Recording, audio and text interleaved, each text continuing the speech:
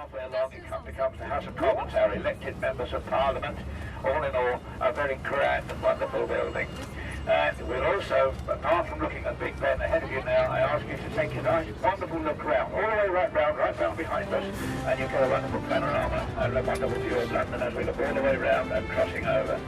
And looking down the River Thames itself, as you can, looking in towards the City of London. Ahead and over on your right-hand side, the red brick building with the white lines around it, that is Scotland Yard. That's the old original Scotland Yard, the time of Sherlock Holmes and all that kind of thing. When you need quite modern famous, I suppose. The other rather strange-looking building ahead of you and on your front here is a very modern building, but that's the offices for the members of Parliament.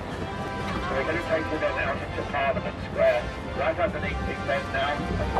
Look at the great clock tower itself. Actually, Big Ben is a bell that hangs inside. It's not the actual clock, but it's called Big Ben, named after the man who got it up there, called Sir Benjamin Hall. Anyway, round in Parliament Square, we have, as we turn left on our right-hand side now, we should have a big, very famous statue of our famous leader, Winston Churchill, just on your right-hand side as we turn. And once again, you get a marvellous view of Parliament, and indeed, the oldest part of Parliament, which is here on your left-hand side, the Great Hall itself, does date back to the 1200s. Right here on your left, it's a very ancient building, and worth a visit if you can actually get yourself a ticket to go in and have a look. The church on your left, this is Margaret's Westminster, very little church, 500 years old, but it is the parish church to the members of the Houses of Parliament, believe it or not. And they do have the privilege, if they so wish, of getting married in there. But behind it is the great church itself of Westminster Abbey, our marvellous church built in the beginning of 960 when it was first started, although most of it you're looking at is from the 1200s. And this is where we have all our royal weddings. And most recently, in April last year, we had the wedding of Prince William and Catherine. And they came out of the door here on your left-hand side. I'm sure that all of you remember that. Straight into their carriage to take them back to Buckingham Palace. And it is indeed a wonderful church to visit if you have the opportunity.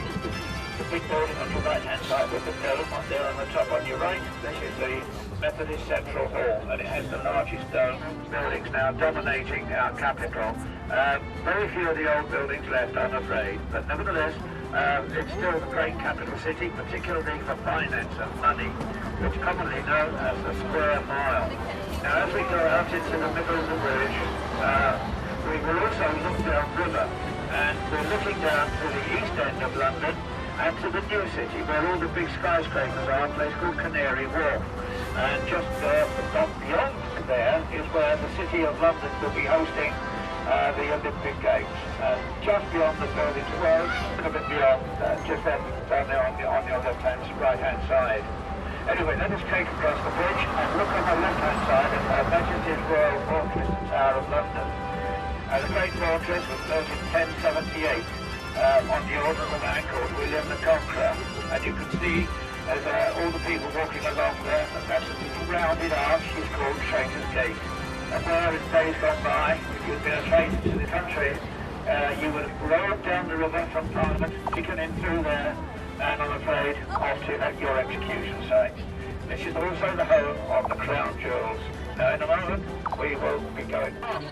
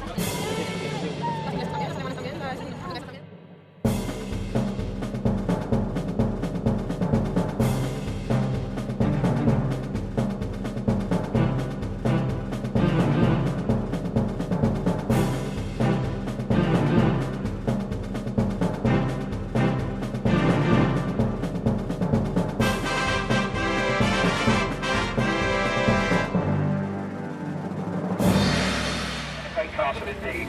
It's never been under a serious attack, and I don't think it would ever fall in anyway. But the castle is worth a visit for two reasons. Here we have a very famous vehicle called the beefeaters. Why are they called that? Well, there are many reasons why they're called it. There could be many, many explanations. The real one, I don't know. But one of the common ones is that they were known as for 50 years in the latter part of the 1400s. And this is where the beefeaters live and work in there. They were known as beefeaters because they used to eat the food before the king, just in case it was poisoned, so they became beefeaters for 30 years. It's also the home of the crown jewels. That is where if you want to go and see a diamond weighing 530 carats or another one weighing 314 carats, why not? You could go and see some of the largest diamonds ever in the world. The little crosses in the wall all the way along the castle, you may wonder what they are. Well, they're called arrow slits, and that's where the man inside with his bow and arrow could fire out here, and you would not get the fire there, that's for sure. So once again, if you want to have a look around, when the big circle, starting with the tower, we go across into the more modern part of the city, with the building we commonly call the Gherkin, a big black glass building, and keep on all the way down past all these buildings here on your right. There's a white arch over on the right-hand side that used to be known as the Mint, where we used to make money, and that's where they made it, printed all the money at one time in the Mint. And then you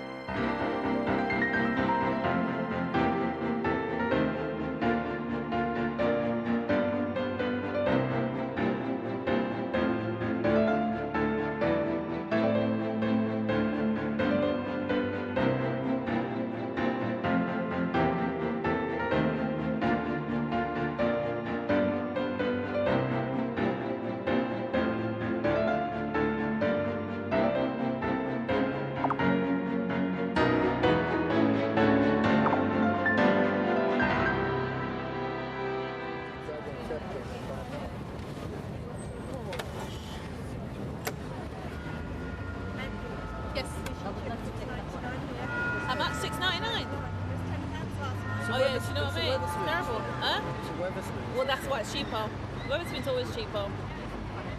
If I had enough time, I'd go down to Baker Street and go to Weatherspoon's up there.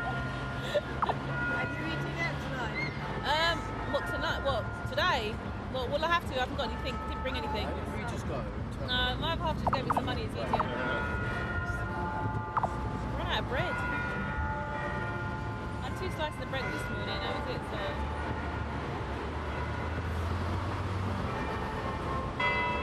Oh, there's some milk that's finished. to make sure the weights to go in the correct time. And when you look up there, you may not believe it, but it's tall enough for our bus to ride right through the very centre, so it shows you it's a bigger clock. And you can also see that it is surrounded up there by gold. It is all gold, 32,000 sheets of 23.5 carat gold leaf. Now we have a very different view indeed of Westminster Abbey over there to our left and the little church of St Margaret's in front of them shortly. So we're now going to go past the Abbey again, and indeed the main entrance to our left. And we're also going to look ahead to the Westminster Hall, or the big hall, not Westminster Hall, is the main hall, with the dome opened up, the Methodist Central Hall, and the dome on top. I just thought I'd show you if you're in London, if you ever go to St Paul's Cathedral, well that dome up there is only just a little tiny piece smaller than the great dome on St Paul's. And so between here and St Paul's Cathedral, which is why the Tower of London was built, but still on the site of part of the Roman settlement here as well. Anyway, the Great Bridge, it used to open many, many times, you know, up to 60 times a day with ships going in and out, tubs going in and out, and its heyday. Of course, the ships have now got bigger and bigger, building it yet. It's towering up, it's called the Shard, and it goes up nearly over 1,000 feet in the air. It goes up over 1,000 feet in the air. It will work when it's finished off. It will be shops and offices into the middle. We go where the bridge actually opens up, lifts up. We have a wonderful view of London looking to your left and indeed to your right. Now, ladies and gentlemen, have you all enjoyed your tour in London? Yeah!